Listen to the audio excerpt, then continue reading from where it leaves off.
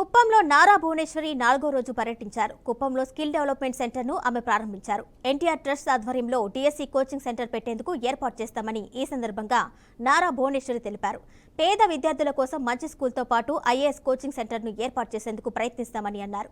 కుప్పంలో మహిళా సాధికారత కోసం ఎన్టీఆర్ ట్రస్ట్ ఎల్లప్పుడూ అండగా ఉంటుందని, శిక్షణ పొందిన మహిళలకు స్థానిక గార్మెంట్స్లో ఉద్యోగ అవకాశాలు కల్పించేందుకు అన్ని విధాల సహాయ సహకారాలు అందిస్తామని భువనేశ్వరి తెలిపారు. ఎన్టీఆర్ ట్రస్ట్ అనేది సేవా కార్యక్రమంతో చంద్రబాబు నాయుడు గారు ఈ ట్రస్ట్ అనేది స్థాపించారు.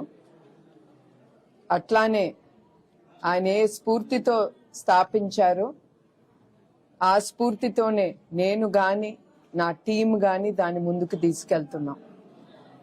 అట్లానే ఈ skill development centre main focus మహిళల మీద అని పెట్టి మేము ఇది ఓపెన్ చేశాము. ఇప్పుడు మొన్న మార్చ్ ఎలక్షన్ ముందల ఇది మొదలు పెట్టాము.